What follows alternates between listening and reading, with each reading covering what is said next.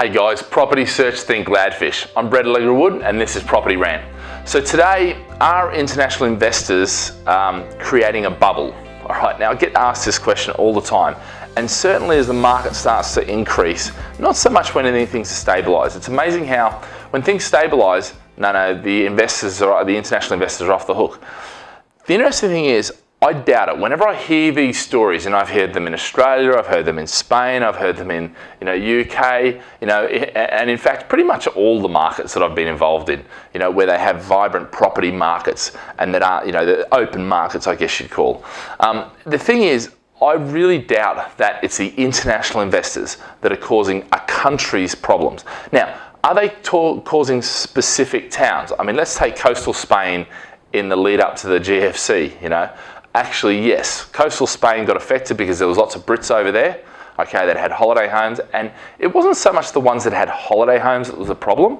It was ones that bought for investment and were buying multiples, and really there was such a sales culture.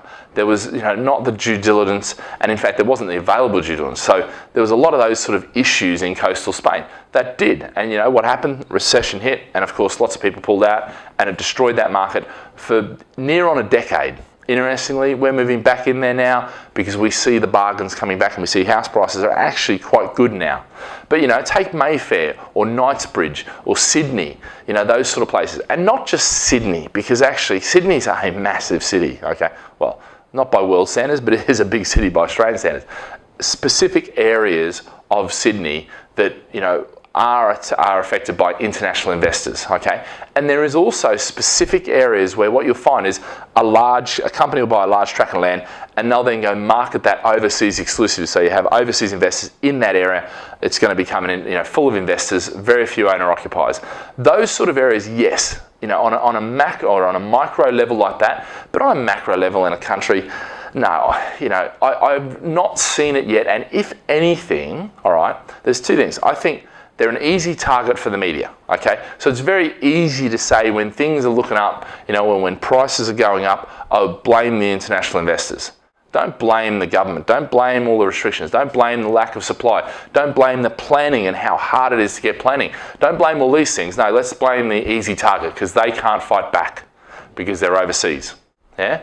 And look, actually, a lot of international investors drive investment into an area which can actually regenerate an area that was perhaps sitting stagnant and doing nothing for years. Look, interestingly, London was a bit of an investment ghost town from local investors after the last economic crisis. Yeah? It was the international investors that were investing in. And that's why, living in Singapore, every single weekend, there was 3, 4, 5 different exhibitions because everybody was coming out here. Now, not so much. Yeah, because the local investors have come back into the market. But when the local investors exited, the international investors didn't. And so actually they can benefit, So flip this question on the head. Well, are they creating a bubble?